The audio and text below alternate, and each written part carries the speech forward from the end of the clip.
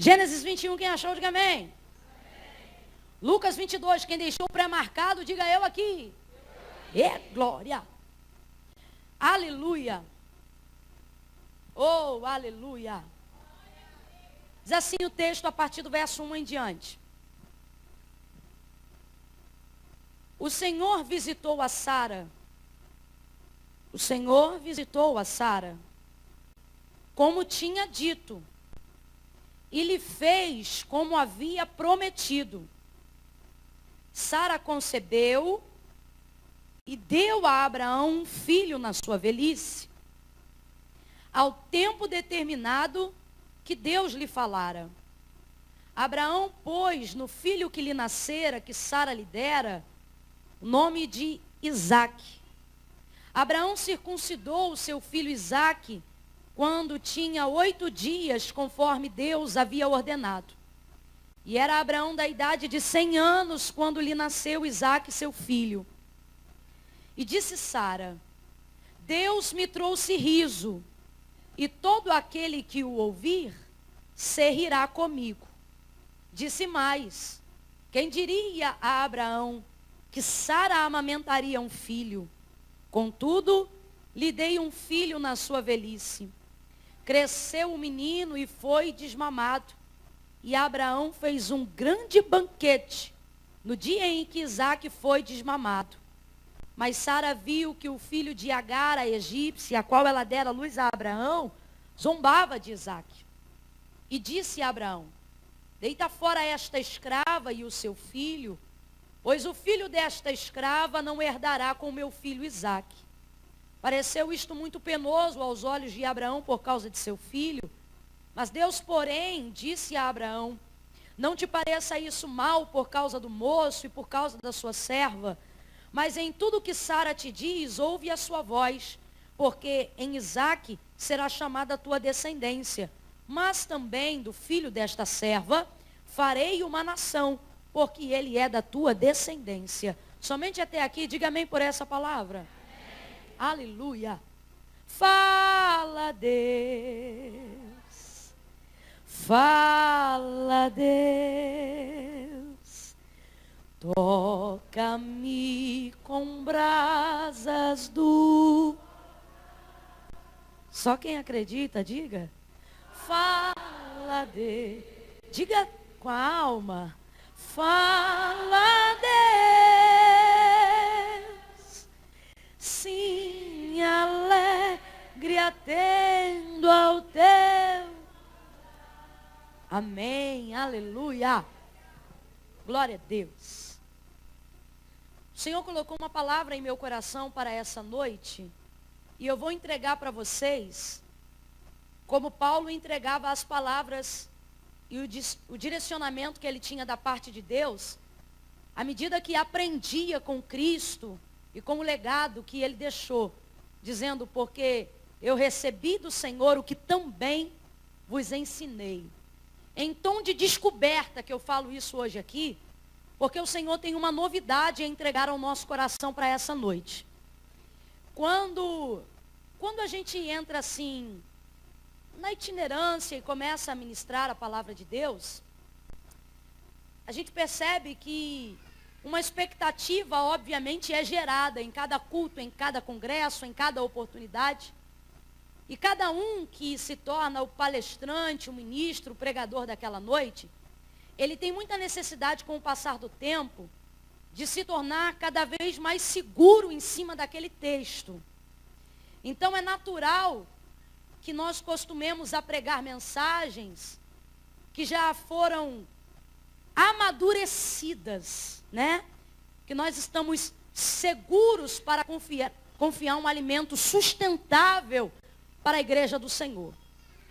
Todavia, o parâmetro, o direcionamento do sucesso da vida de tal ministro, de tal pregador, palestrante, ou quem tiver a oportunidade da noite, sempre deve ser, estar na dependência e na confiança de que Deus conhece a necessidade do povo e não a sua segurança. Eu estou dizendo isso Porque talvez hoje eu caminhe um pouco mais pausadamente. Não porque seja meu costume, mas porque o Senhor me confiou algo que, na preocupação de ser fiel àquilo que Ele tem me entregado, eu preciso que você caminhe comigo como quem vai descobrindo junto comigo o que o Senhor me confiou a essa noite. Porque tem dias que o Senhor nos envia como pregador. E pregador prega. Mas tem dia que o Senhor nos envia como profeta. E profeta não pode se anunciar antes de ouvir aquilo que está sendo entregue. Então é necessário paciência. Olhe para quem está ao seu lado e diga paciência. Porque eu vou ter que caminhar um pouquinho mais devagar para conseguir ouvir aquilo que Ele está me passando, assimilar e entregar para você. Você entende isso? Diga amém. Amém. Glória a Deus. Quando eu observei o texto de Gênesis, capítulo número 21, um texto muito conhecido pelos irmãos e por mim também, o Senhor, Ele falou ao meu coração acerca do cumpra-se em mim. Eita Jesus, ajuda essa crente. O Senhor falou comigo acerca do tema cumpra-se em mim, que a primeira coisa que nós precisamos entender é que o que vai se cumprir em mim, o que vai se cumprir em você, para ser poderoso, para não ser freado, para ser verdadeiro, para que a proposta do tema não se torne apenas um jargão na nossa boca, mas para que seja verdade na convicção e na crença de que tudo aquilo que esperamos, confiamos e desejamos em Deus há de se cumprir na nossa vida, precisamos crer que o que vai se cumprir está dentro da vontade do Senhor. Porque senão que força terá para cumprir-se? A palavra do Senhor diz acerca do poder do nosso Deus. E o que vai dizer é que desde a antiguidade com o ouvido não se ouviu, e nem com o olho se viu, um Deus que trabalha para aqueles que nele esperam. Quem trabalha por nós é o Senhor. A palavra do Senhor, ela também nos orienta, deixando claro para nós que se o Senhor determinar algo, quem, pois, é o homem para invalidar aquilo que o Senhor determinou?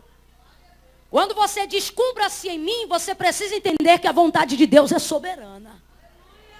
Quando você diz cumpra-se em mim, você precisa crer que o poder que exerce sobre esta palavra é maior do que o seu poder nesta palavra. Cumpra-se em mim a vontade do Senhor. Cumpra-se o quê? As promessas. Aquilo que o Senhor entregou para mim. A Bíblia diz que Ele é o dono do querer e do efetuar.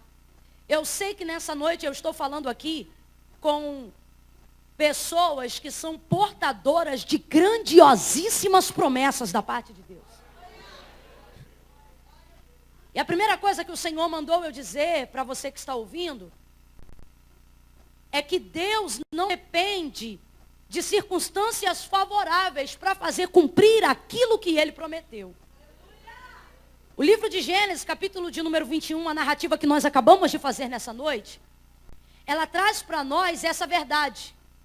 A Bíblia vai dizer que o Senhor apareceu para Abraão e lhe fez uma promessa.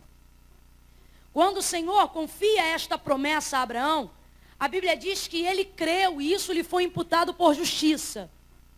O autor da carta aos Hebreus, no que nós chamamos de galeria dos heróis da fé, ele vai dar a Abraão o título de pai da fé. Esse título poderoso, ele não é à toa. Ele se dá porque Abraão vai crer sem ter nenhuma referência na sua própria vida de que Deus é poderoso para fazer. Hoje, por exemplo, nós cremos no Senhor e não temos motivos para duvidar e para dar lugar para a incredulidade, porque o que não nos faltam são referências para crer no poder da operação de Deus para fazer. Inclusive isso foi dado como Moisés, foi dado para Moisés como mandamento, e de Moisés para Josué, e de Josué para todos os juízes que viriam depois dele, a fim de que fossem passados para Israel o entendimento de que todos os feitos do Senhor deveriam ser, em cada festa, em cada dia, sempre passados para o povo, para que o povo nunca viesse a se esquecer do poder do Senhor, de como abriu o mar vermelho, de como esmagou Faraó, o seu carro e o seu cavaleiro. Porque quem tem memória tem fé. Quem tem memória tem fé. Para que isso não fosse esquecido, foi passado como mandamento. Para que isso sempre fosse passado aos filhos de Israel, e assim eles viessem a crer, viessem a confiar, viessem continuar obedecendo. Mas esta palavra, ela se originou em Abraão. Então veja bem, Abraão vai crer independente de referências. A Bíblia vai dizer que Abraão, diferente de nós, ele vai tão somente ouvir aquela voz e ele vai crer, irmão, sem ter referência de nada. Não é à toa que é pai da fé, foi progenitor da fé. Pai da fé, isso lhe foi imputado por justiça. Quando o Senhor então apareceu a Abraão, a promessa que o Senhor lhe confiou foi essa. Abraão, sai do meio da tua terra, da tua parentela, vai para a terra em que eu vou te mostrar, e far-te-ei de ti uma grande nação. Assim como alguém não pode contar as estrelas que povoam o céu, assim como alguém não pode tomar nota dos grãos de areia que enchem a praia, de igual forma a tua descendência não poderá ser contada, de tão fecunda, de tão fértil que ela será. Agora note bem, essa promessa que o Senhor Deus fez a Abraão é uma promessa ligada à fertilidade, é uma promessa ligada à filiação, é uma promessa ligada à prosperidade, é uma promessa ligada à posteridade, é uma promessa ligada a filhos, a descendentes. E obviamente quando o Senhor lhe faz essa promessa, coadunado junto com a promessa, no bojo da promessa, vem o cumprimento sobre a vida de Sara também, que é a esposa legítima de Abraão. Abraão, por um tempo, vai cumprir fielmente a ordenança do Senhor, que no bojo da promessa dizia, sai do meio da tua terra, da tua parentela e vai para a terra em que eu vou te mostrar. Abraão então começou a peregrinar sobre a terra e ele não parou. Ele caminhou, ele peregrinou, obedecendo ao Senhor, porque o Senhor disse, caminha, porque aonde tu colocares a planta dos teus pés, e aonde os teus olhos conseguirem alcançar, ali eu, o Senhor, te darei por herança da tua terra, e darei a tua descendência. Então Abraão vai peregrinar, e numa dessas peregrinações ele vai descer ao Egito. Quando ele sobe do Egito, ele vai subir mais próspero do que desceu. Vai levar uma série de coisas, vai aumentar em número e em expressão de gado, de ovelha e de servos também. Nessa subida do Egito, vão sair alguns servos agora sob o comando de Abraão. Dentre esses servos vai sair uma mulher egípcia por nome Agar, que vai se tornar serva de Sara. Agora veja bem, o tempo está passando e a promessa não se cumpre. O tempo está passando e Sara não gera filhos. A Bíblia diz que Sara não dava à luz filhos a Abraão. Sara agora vai deixar o tempo dominá-la com a ansiedade. E a ansiedade costuma dar mais ideias. Todas as ideias geradas no berço da ansiedade são promissórias que virão a pagar no futuro. E agora dominada pela ansiedade, porque ela vai se sentir na obrigação, veja bem, ela vai começar a se sentir na obrigação de fazer cumprir aquilo que Deus disse a Abraão. Ora, meus irmãos, não nos precipitemos, não confundamos as coisas. Se foi Deus que fez a promessa à casa de Abraão, e se essa promessa engloba Sara sem que ela tivesse pedido uma promessa, é óbvio que quem é responsável por fazer cumprir aquilo que falou, sempre será quem disse. Então, se foi Deus que falou, é Deus que é o responsável por fazer cumprir aquilo que ele disse. Mas o tempo vai passando, Sara não gera filhos, ela se sente atrelada àquela promessa e vai querer fazer cumprir aquilo que Deus falou. Olhe para cá. Não te meta em fazer cumprir o que Deus falou. Não entre em questões mais altas do que você. Irmã Camila, e acerca da promessa, o que é que eu devo fazer? Tão somente obedecer. Se ele te mandar andar, você anda. Se ele te mandar plantar, você planta. Se ele te mandar regar, você rega. Se ele te mandar colher, você colhe. Mas só faça o que ele te mandar. A tua ansiedade não acrescenta um côvado na tua estatura. Veja o que eu vou lhe dizer aqui. Sara agora vai ser dominada na sua natureza humana pela sua ansiedade. E ela vai ter uma péssima ideia. E a ideia é fazer um empréstimo do ventre de Agar para o cumprimento da promessa que era dela. Oh, meus irmãos, a ansiedade, quem trabalha com libertação já deve ter ouvido isso. A ansiedade é a porta de legalidade para todos os males da alma. Todos os males da alma entram pelo acesso da porta da ansiedade. Não foi à toa que Jesus disse: não cuideis de andar ansiosos por coisa alguma. Por coisa alguma. Olha para quem está do seu lado com o maior carinho do mundo e diga: calma. Não, você ficou sem graça. Olha como quem acalma e diga: calma. Você não tem obrigação de atingir uma altura que não é sua. Tentar fazer o que Sara está fazendo agora. Tentar fazer o que muitas vezes você está fazendo com a sua vida. É como uma pessoa querer defender um réu sem ter uma carteirinha da ordem. É como alguém querer lidar com um nível de loucura sem nunca ter feito psicologia ou psicanálise. É como você querer ajudar alguém sem não ter, entrar num centro cirúrgico, sem nunca ter segurado um bisturi, sem nunca ter feito faculdade de medicina. Eu não sei para quem, mas Deus trouxe algumas pessoas aqui nessa noite para, numa palavra muito simples, deixar claro e dizer para mim e para você: não te mete nas minhas coisas.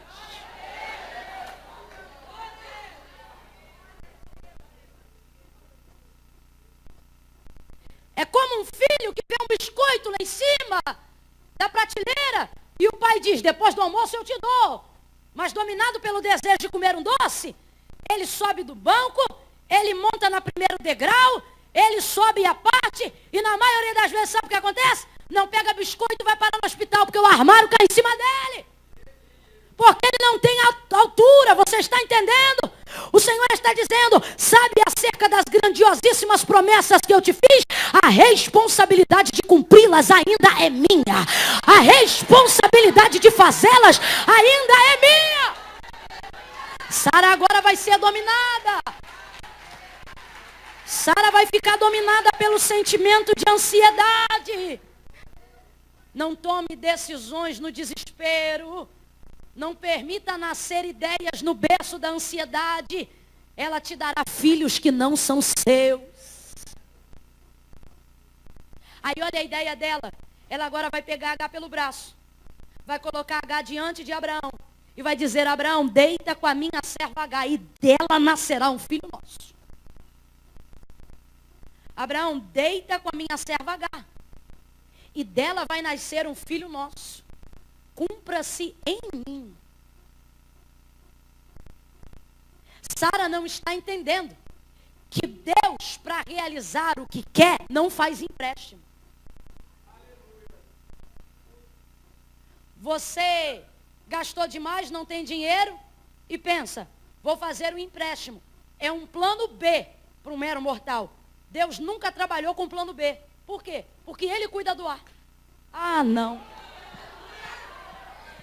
Para ficar bem claro, olhe para quem está ao seu lado e diga: Deus não tem plano B. Não, não, é isso aí. Deus não tem plano B. Deus não tem plano B. Deus não tem alternativas. Deus tem um plano, um propósito e uma promessa.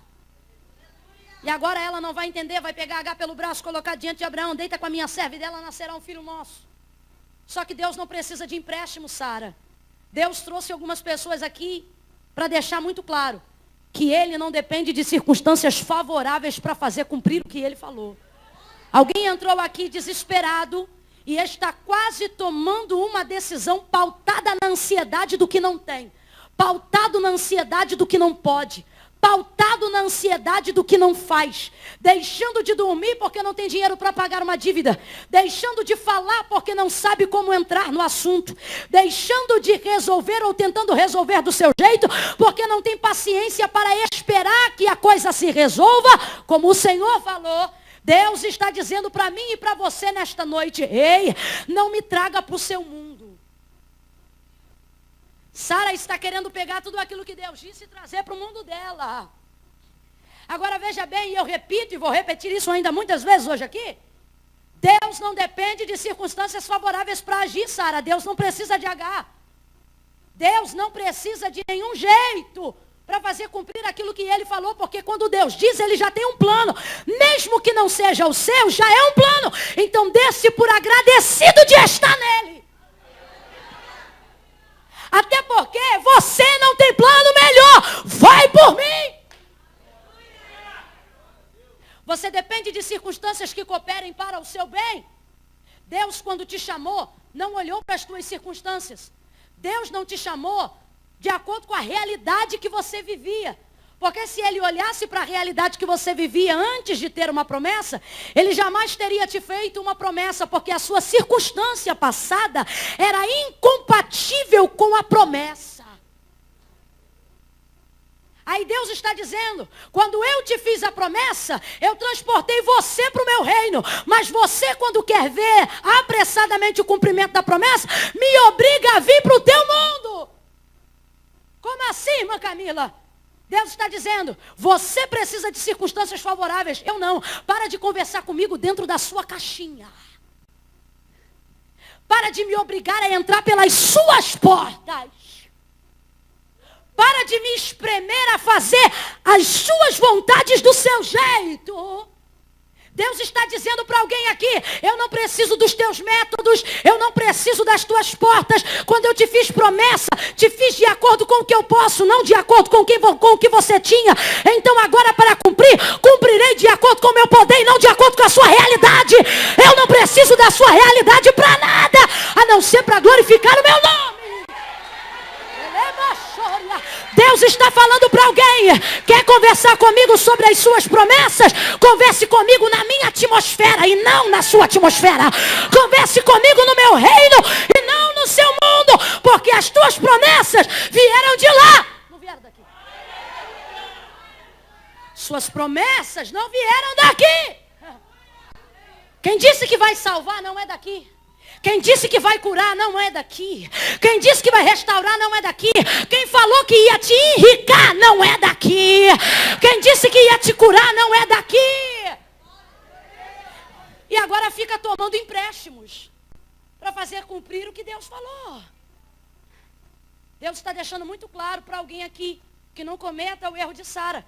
Ele está dizendo: cumpra-se em você. Se eu quisesse nele, eu chamava ele. Cumpra-se em mim. Mas sabe qual é o nosso problema? É esse: querer trazer Deus para o nosso mundo, quando nós deveríamos ser transportados para o mundo de Deus.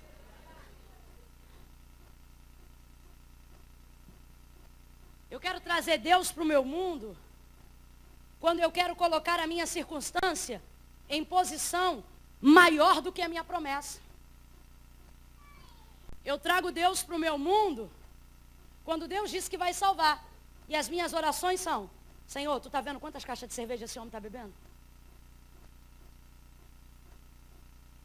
Deus me leva para o mundo dele dizendo: eu vou salvar, e eu me alegro.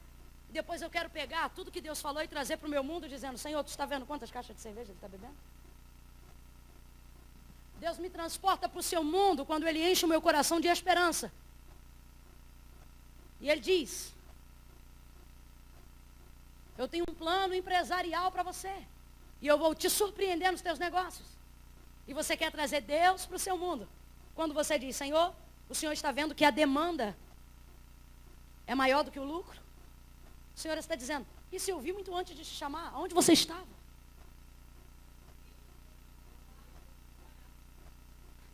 Jó também está assim, pensando: as circunstâncias são maiores do que o que eu ouvi quando o conheci. E ele está querendo arrumar métodos que justificam a realidade dele. Então ele começa a trazer algumas coisas para justificar.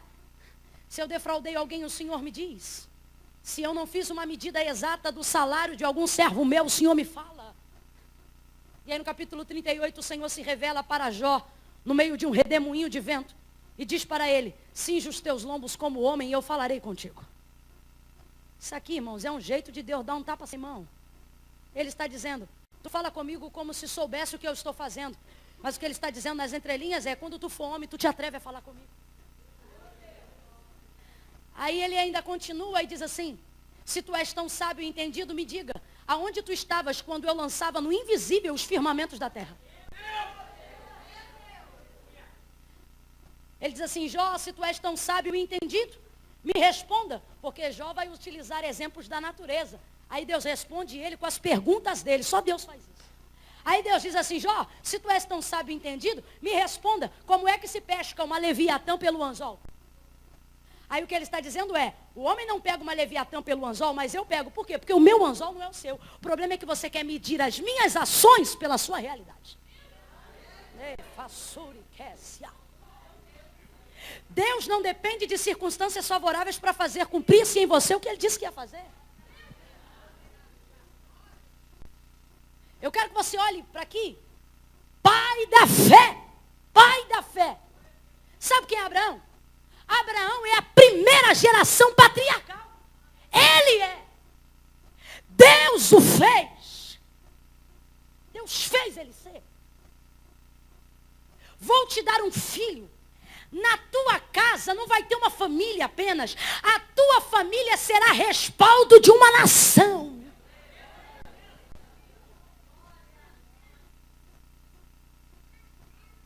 Ele ouve esta palavra. Aí sabe o que a Bíblia vai dizer? Que o tempo passava e Sara não gerava filhos. Ela toma Agar. Abraão deita com ela. Abraão deita. Depois disso, a promessa vai até ser compartilhada. Não por causa de Sara e de Agar, mas por causa da semente de Abraão. Então Agar também vai receber uma porção. Por causa de Ismael, filho de Abraão. Mas não é disso que eu vim falar hoje. Hoje eu vim falar sobre cumpra-se em mim, a começar por Sara, a começar por você entender que Deus não depende da nossa realidade para fazer cumprir o que Ele disse quando nós já estávamos muito aquém da onde estamos hoje. Aí veja bem, Ele escolhe Abraão, amigo, pai da fé, da tua casa sai uma nação. Será que Deus não sabia das circunstâncias da casa de Abraão? Será que você nunca parou para pensar nisso, não?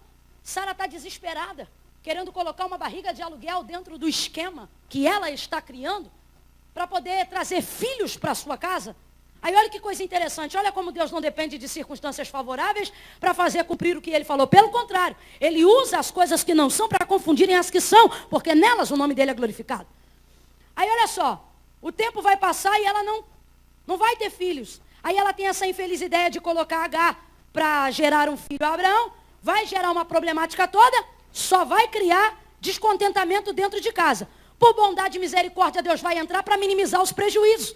Mas não tinha necessidade de ter um efeito dominó de desgraça. Não tinha necessidade de Deus entrar para paralisar a crise. Por quê? Porque no capítulo 21, no verso onde nós lemos, a Bíblia está dizendo, o Senhor, a palavra está dizendo, o Senhor visitou a Sara como tinha dito que faria. E o Senhor visitou a Sara como tinha dito que lhe faria. Ao tempo determinado que Deus lhe falara. E teve Isaac. Deus cumpriu. Aí olha isso. Olha como Deus não depende das circunstâncias. Mas já era velha. E o Senhor visitou a Sara. Mas o ovário já não era o mesmo. E o Senhor visitou a Sara. E teve um filho. Mas o útero já não tinha perspectiva. E o Senhor visitou a Sara. E teve um filho. Mas Abraão já era velho. E o Senhor visitou a Sara. Ah, irmãos. Olha para quem está do seu lado e diga: Você não precisa de circunstâncias favoráveis. Se você pode, pega a mão dele e diga: você só precisa de uma visita. Você só precisa de uma visita, você só precisa de uma palavra, você só precisa da entrada do Todo-Poderoso na tua casa. O Senhor está dizendo: aguarda o meu tempo. Você não precisa do que você acha que precisa, você só precisa confiar na minha palavra. Irmã Camila, eu preciso de dinheiro. O Senhor está dizendo: não, você precisa de mim. Dinheiro eu trago de qualquer lugar. Irmã Camila, mas eu preciso de uma casa. O Senhor está dizendo: não, você precisa de mim. Casa eu te dou a hora que eu quiser. Irmã Camila, mas eu preciso de um remédio. O Senhor está dizendo: não, você precisa de mim porque eu tenho a cura a hora que eu quiser para você. O Senhor está dizendo: ei, você precisa só de mim. Aí, olha que coisa interessante. Olha que coisa interessante. Nação, descendência, filhos, família. E a mulher não gerava. Aí, pastora Luísa, Deus visitou, a mulher gerou. Ufa! Graças a Deus. Aí ela tem um filho. Segunda geração patriarcal de Abraão. Nele vai se cumprir parte das promessas que Deus fez a Abraão. Só que a Bíblia diz que esse menino cresce. Se apaixona por uma moça cujo nome era Rebeca. E Rebeca era estéril. Casa de promessa, casa de nação, casa de fecundidade, casa de multidão. A mãe não gera o filho. O filho nasce e se apaixona por uma mulher, Rebeca. E ela era, mas a Bíblia diz: e o Senhor visitou. Aleluia! Aleluia! E o Senhor visitou a Rebeca. Lhe abriu a madre. E Rebeca agora vai gerar 2 filhos, Jacó e Esaú. A terceira geração patriarcal de Abraão.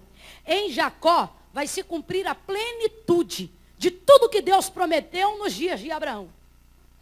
É lá que vem. Porque dele vem a descendência, dele vem as 12 tribos, dele vai vir tudo. Só que a Bíblia vai dizer que ele cresce e se apaixona justamente pelo filho que seria príncipe, herdeiro e governante, que daria de comer ao povo para que não morresse da sua descendência, que seria José. Aí ele se apaixona, Lia tem 10 filhos, mas ele vai se apaixonar justamente por aquela que seria a mãe do escape, Raquel. E a Bíblia diz que Raquel era... E Deus não sabia, não.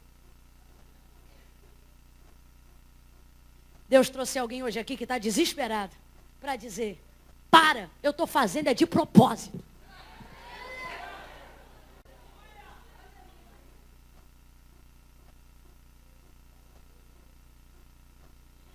Você acha que foi por acaso uma família de ventres inférteis?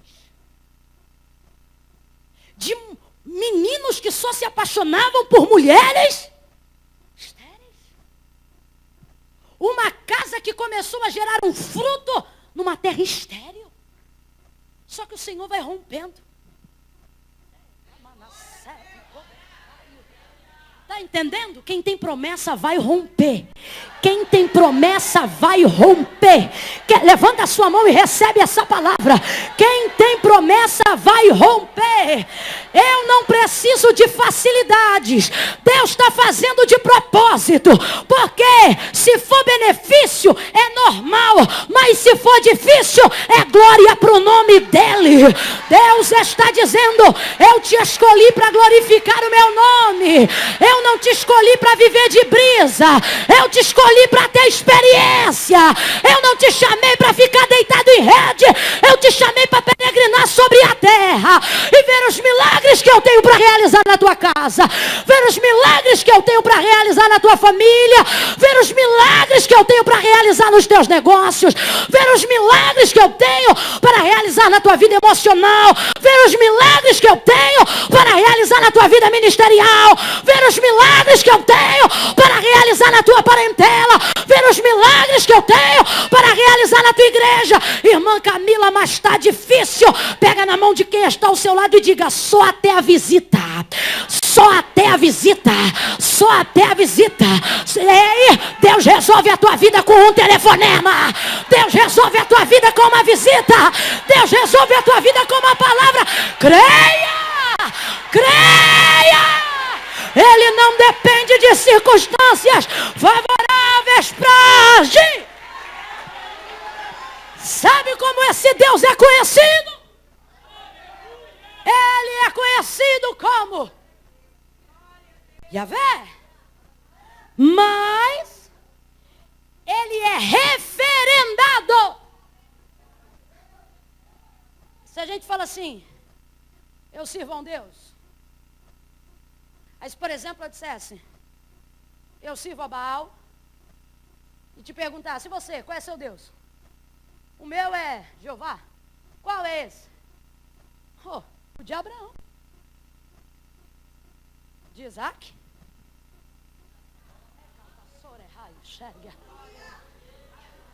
Quando Deus chamou Abraão, lhe fez promessa. Lhe foi imputado por justiça, porque não tinha referência. Mas ele creu. Aí agora, Deus já agiu na vida de um monte de gente.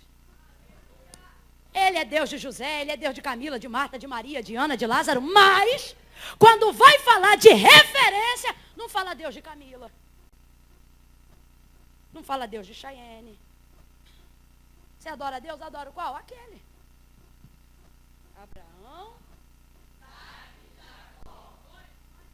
Aí você diz, irmã Camila, mas está difícil, o Senhor está dizendo. É porque contigo vai ser para tornar referência.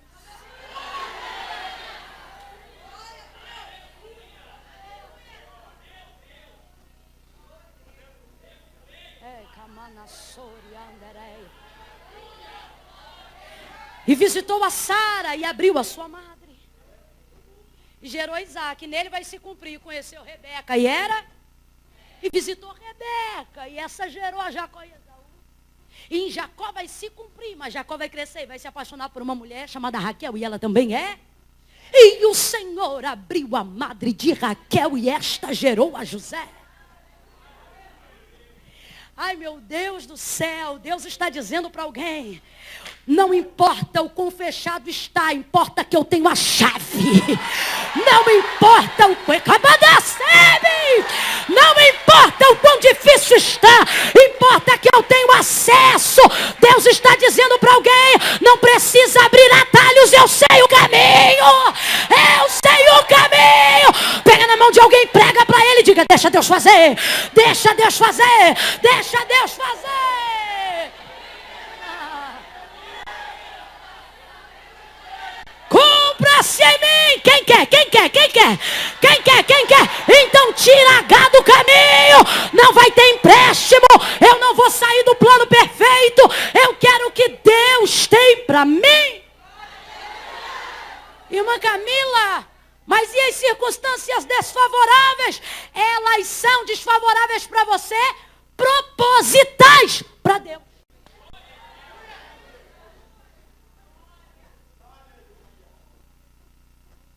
Como é que eu faço para crer? Sai do teu mundo quando for falar das coisas de Deus. E faz o quê? Entra no mundo de onde saíram as promessas. Pega a tua malinha hoje, coloca nas tuas costas. E quando alguém te perguntar para onde você vai, você diga, estou indo para o reino de Deus. Estou indo para o lugar das promessas.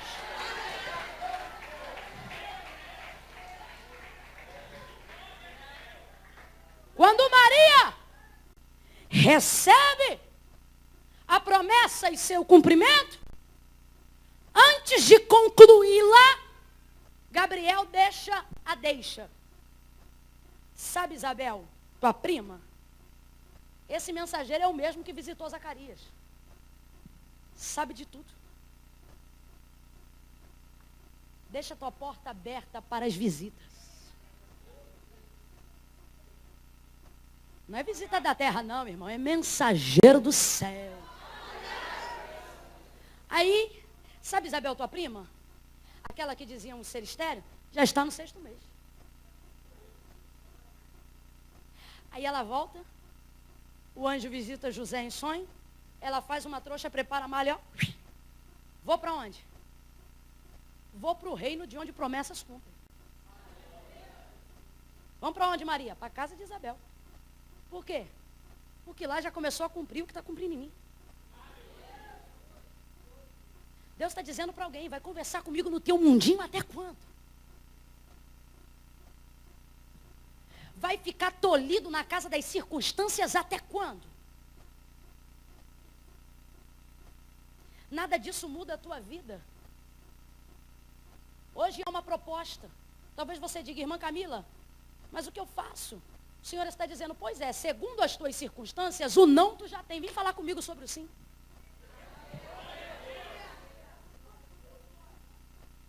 Aleluia. Maria era virgem. E cumpriu-se nela. Porque creu.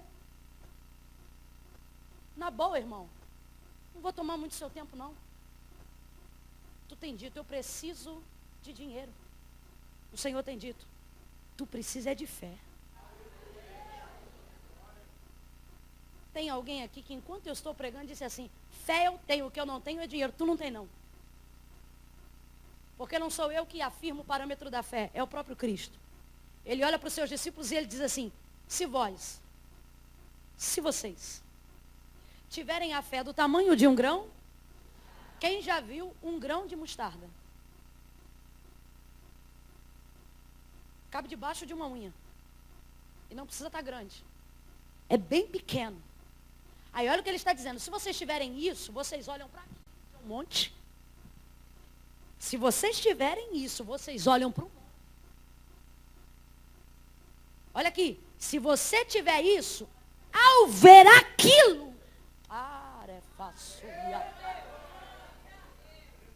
você não vai olhar para aquilo e vai dizer, ó, o tamanho disso. Você vai dizer, sai daí e vem para cá.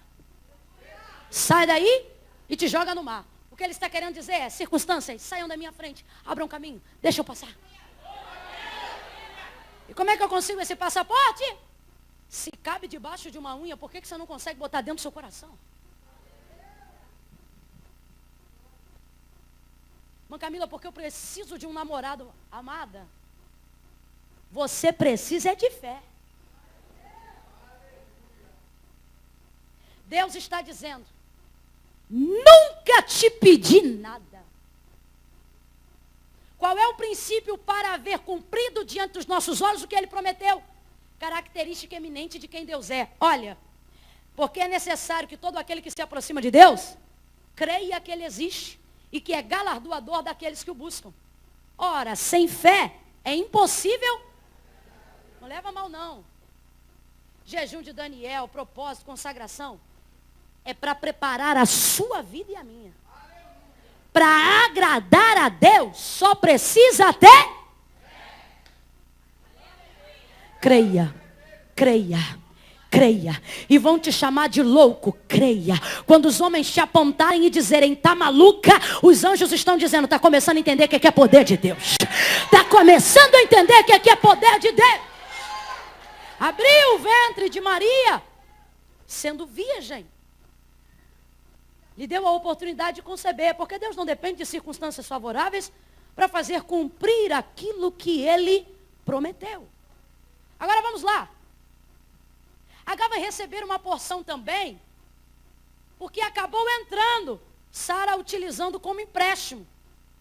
E aí tomou parte numa possessão, por causa de Ismael. E a própria Sara vai se injuriar e vai dizer, deita fora essa escrava, porque o filho dessa escrava não vai herdar com meu filho Isaac. E realmente não herda. Mas o Senhor vai estender sua mão sobre Ismael e ele vai crescer e também será uma nação.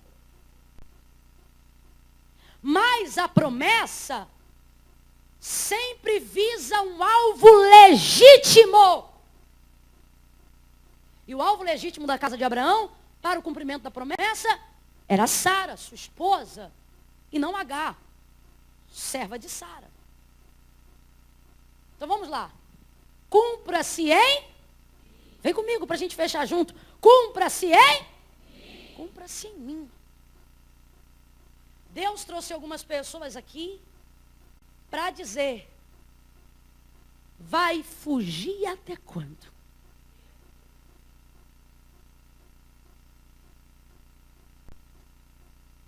Tem uma coisa que eu tenho falado em alguns lugares onde o Senhor tem me permitido dizer alguma coisa.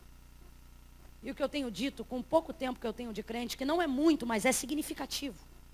Porque não é quanto tempo você tem, mas é o quanto você se dispõe a entregar no tempo que você tem.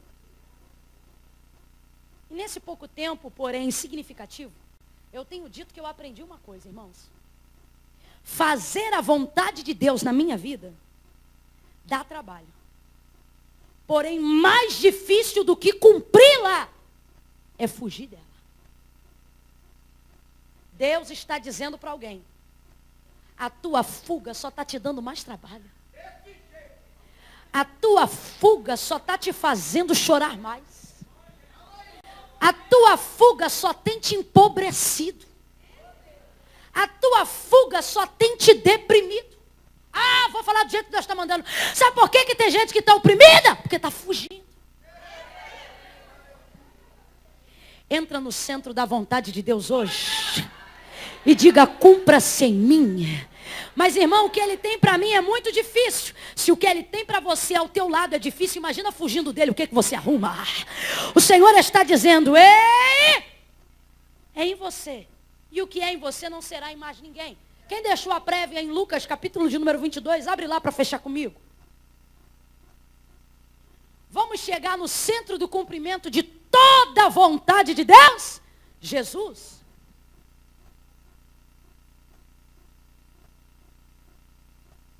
Lucas 22, verso 37. Em diante. Quem achou, diga amém. Digo-vos que é necessário que se cumpra em mim. Quem está falando, gente? Jesus. Quem está falando, gente? Olha o que é que Jesus está dizendo para os seus discípulos minutos antes de ser capturado para sofrer morte de cruz, sendo levado ao Gólgota. Olha o que ele vai dizer. Digo-vos que é necessário que se cumpra em mim o que está escrito. Digo-vos que é necessário. Não é só porque eu quero, é porque é necessário.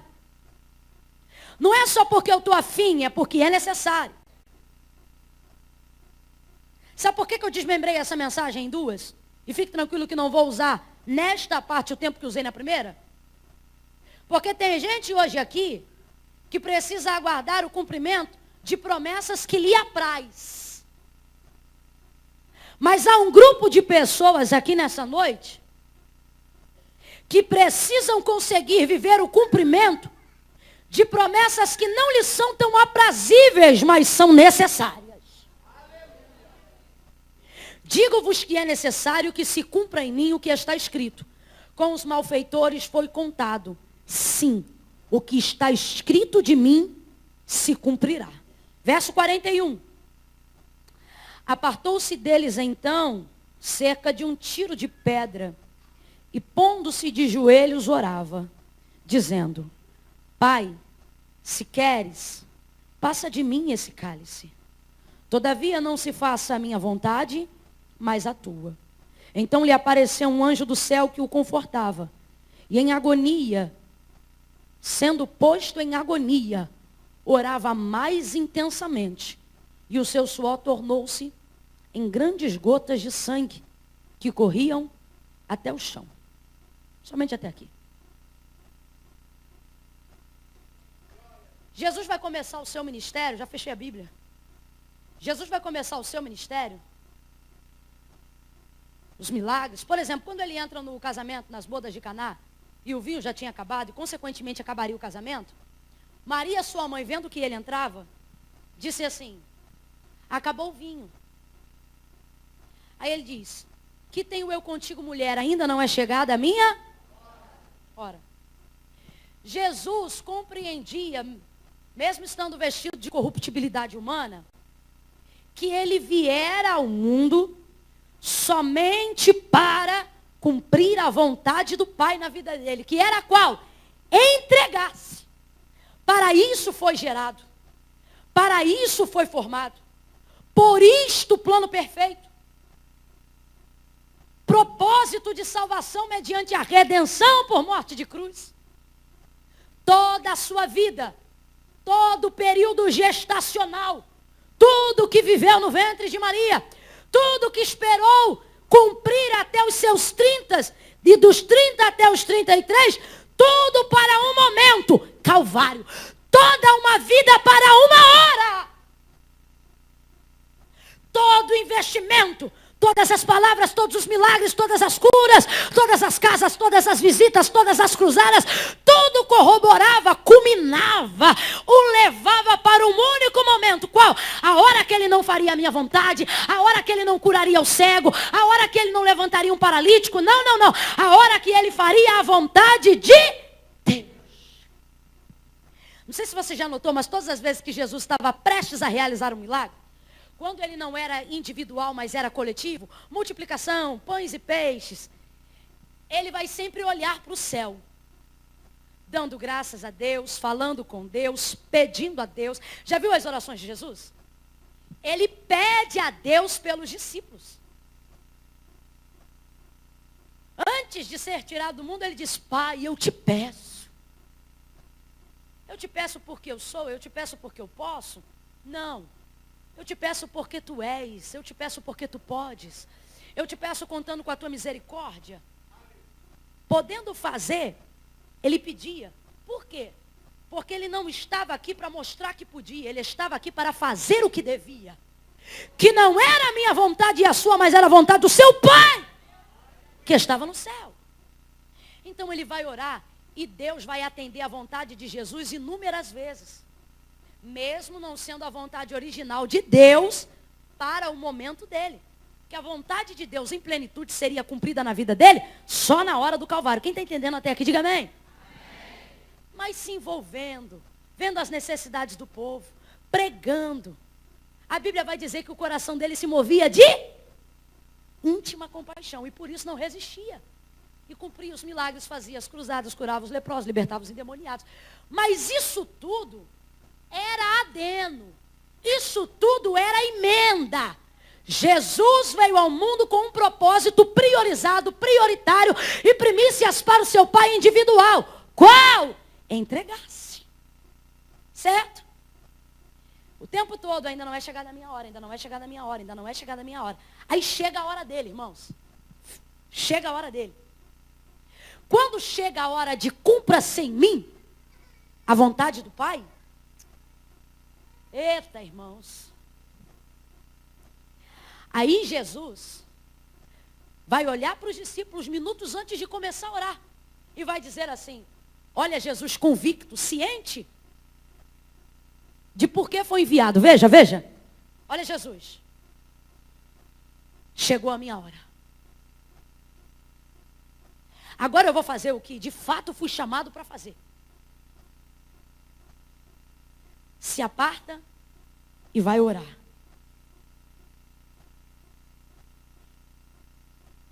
Quando dobra os joelhos, sinal de rendição, não se dobra os joelhos só como ritual de oração. Se dobra os joelhos porque joelhos no chão é sinal de rendição. O que adianta você dobrar o joelho sem estar rendido à vontade do Pai? Isso é rito. Dobrar joelho tem que ter significado. Ele dobra em sinal de rendição. E olha a oração dele, gente. Pai, se possível for, passa de mim esse cálice. O que Jesus está dizendo? Se possível for, cumpra a minha vontade. Cumpra a minha vontade. Que com certeza naquele momento não era ir para o Calvário. Está claro isso no texto ou eu estou inventando? Está claro. Aí tem muita gente hoje aqui dizendo: seja feita a vontade de Deus, irmã. Cumpra-se em mim a vontade de Deus.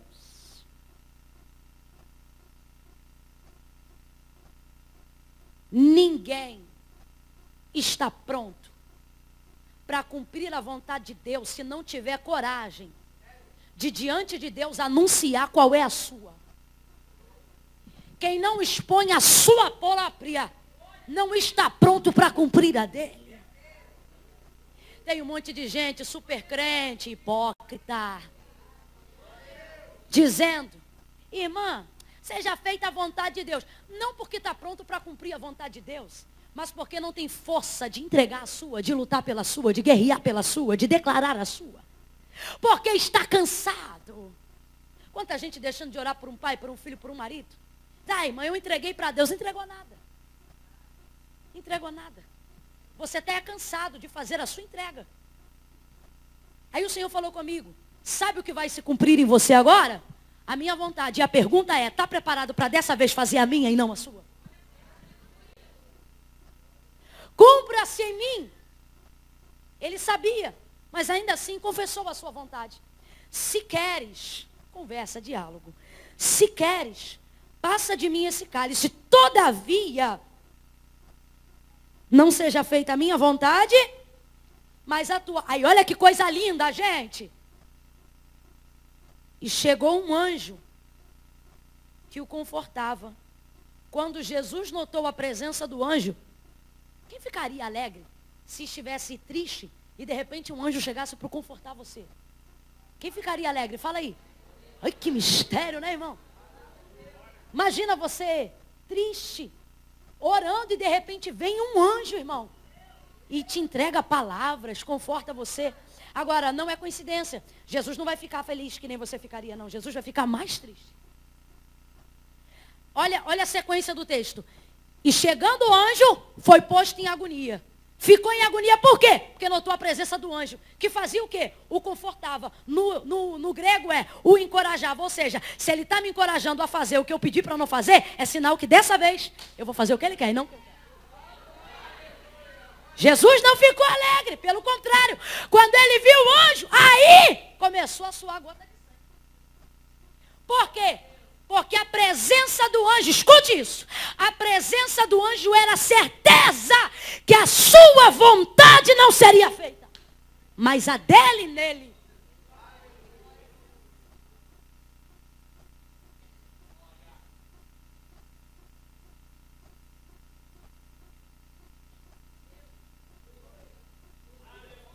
O Senhor está dizendo: até aqui eu fiz muito do que você quis. Mas não se esqueça que você foi criado para fazer o que eu quero. E a pergunta que o Senhor fecha essa noite de congresso, nesse dia, é: eu fiz tudo o que você quer? Eu tenho caminhado com você? E agora, na hora de fazer o meu querer, vai ser cumpra-se em mim? Jesus entendeu que viveu a vida toda preparado para a entrega da sua morte. Sabe qual é o problema? Nós estamos querendo viver a vida toda preparados para a vida. Não leva mal. Eu também queria terminar hoje com chá. Mas hoje o Senhor confiou ao meu coração essa palavra e não deu para eu fugir. E evangelho não é viver uma vida toda para viver a minha vontade, mas é conseguir viver uma vida toda para aprender a viver a vontade dele. O mundo caminha vivendo a vida toda para aprender a viver. Jesus viveu a vida toda para preparar-se para o dia em que iria morrer.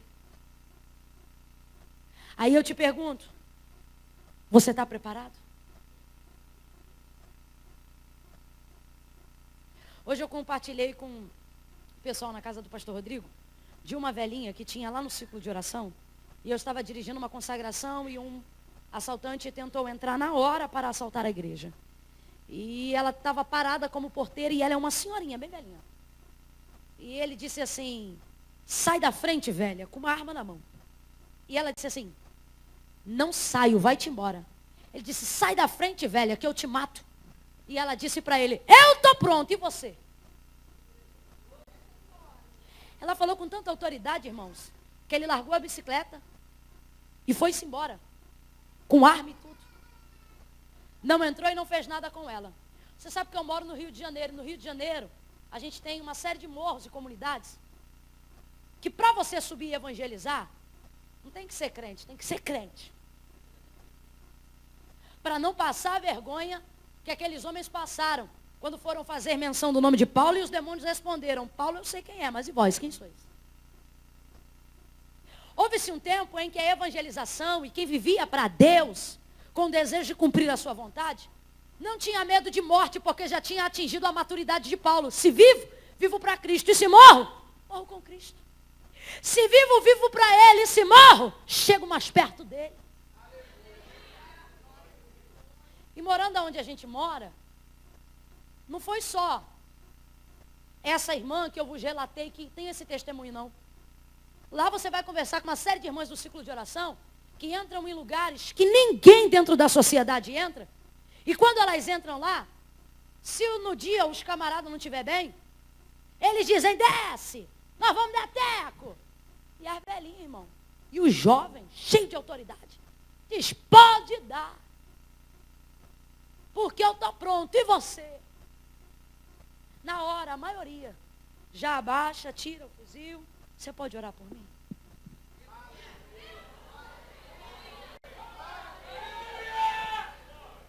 Não é da boca para fora, são pessoas que estão no centro da vontade de Deus. Quando diz estou pronto, estou mesmo, porque se não tiver, meu irmão, não estou falando isso para impressionar. Estão fazendo isso porque acreditam naquilo que estão dizendo. Estão vivendo para aquilo. O Senhor está dizendo: e se hoje, ao invés de mandar aquela bênção que você pediu, eu te mandar um anjo que te encorajem a fazer o que eu estou te pedindo? Fica de pé do teu lugar.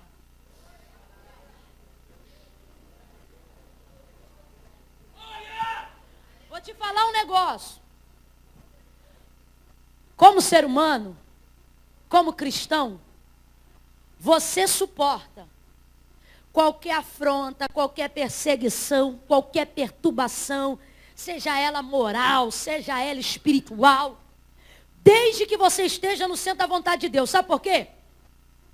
Para quem foi chamado para viver os propósitos de Deus, para quem foi chamado para estar no centro da vontade de Deus, para quem foi chamado para cumprir e usar a sua vida como instrumento daquilo que Deus quer fazer aqui na terra, por mais que você se entristeça com perseguição, zombaria, perturbação espiritual, moral, nada tem um poder mais destrutivo em você mesmo do que entristecer a vontade de Deus. Você pode estar sendo perseguido por uma cidade inteira. Se você estiver no centro da vontade de Deus, você deita e dorme, irmão.